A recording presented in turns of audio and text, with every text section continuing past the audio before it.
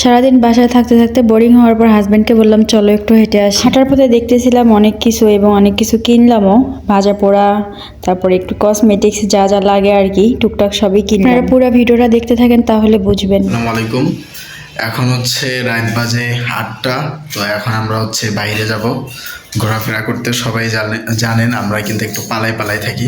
কি করে, রেডি হচ্ছে তুমি? হ্যাঁ রেডি হচ্ছি। ওকে, রেডি হও। যে হচ্ছে তুমি আমার সাথে যাচ্ছ, সারাটা দিন আমরা এই যে ঘরের মধ্যে থাকি।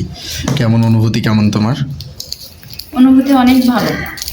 তাও অনেক প্রিয় ভালো। মানুষের সঙ্গে ঘরের মধ্যে কেন, জেলখানার মধ্যে থাকলে কোনো কিছু মনে হবে না। তাই? হ্যাঁ। তো হচ্ছে এই হচ্ছে আমাদের রুমের অবস্থা এখন। কি বাবা, এদিকে আরো অবস্থা খারাপ। তো হচ্ছে এই ফুলগুলো আমি তোমাকে গিফট করছিলাম কালকে, না? এখনো তাজাই আছে। তাজাই আছে না? সব সময় থাকবে, ওগুলো ভালোবাসে না, এই জন্য তাজাই থাকে। তো হচ্ছে তাড়াতাড়ি আসো, বের হও। আমরা শেষ প্রায় শেষ। গাইস, আমাদের রুমের আয়না।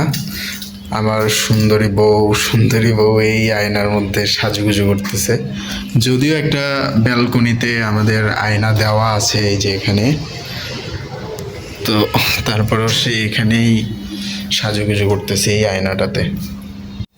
তো এই বের হইলাম আমরা রাতে। কি একটা অবস্থা রাতের! ওয়াও, আবহাওয়াটা অনেক সুন্দর আসছে। খুবই ঠান্ডা, না? কি হইলো? কই ব্যথা হইলা? হাতে ব্যথা হয়েছে।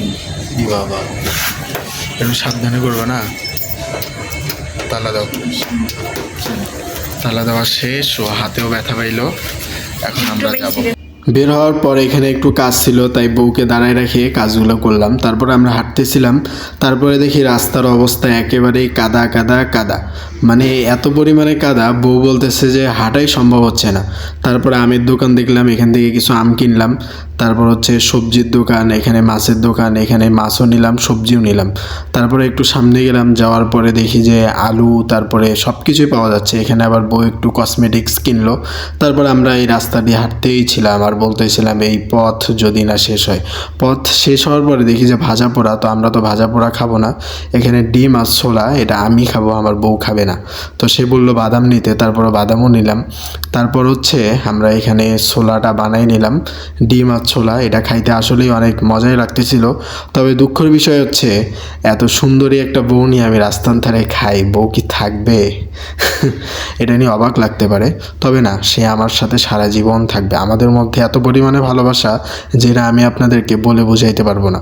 আলহামদুলিল্লাহ, যেমন বউ চাইছিলাম জীবনে তেমন পাইছি, এটা তো অনেক শুকরিয়া। সে আমাকে সব কাজেই হেল্প করে। তারপরে এখানে আমরা ডিম কিনতেছিলাম, বউ বলতেছিল যে ডিম কি ঘোলা হবে নাকি আবার, তো সব কিছুই এক্সপিরিয়েন্স ছিল। তো এখানে ডিম নেওয়া শেষ, তারপর হচ্ছে ভাজা পোড়া দেখলাম, ভাজা পোড়া দেখে বউ আবার ভাজা পোড়া খাইবে। তো এখান থেকে নিয়ে তারপর হচ্ছে বাসার দিকে চলে আসলাম। তো বাসার দিকে আসার পরে বউ দেখি যে মহা খুশি। তারপরে হচ্ছে রুমের দরজাটা খুললাম, তারপরে ভিতরে গেলাম। তারপর বউ হচ্ছে মানে সব কিছু এখানে গোছগাছ করতেছিল। তো তারপর হচ্ছে একটা জিনিস, আমরা আসার সময় আর একটা জিনিস নিয়েছিলাম, সেটা হচ্ছে মুরগির পা। মুরগির পাটা নেওয়ার পরে এটা বাসায় নিয়ে এসে ছিলতেছে, আর অনেক সুন্দর লাগতেছে। ছেলাগুলো আমি দেখলাম আর বউয়ের সাথে অনেক মজা করলাম।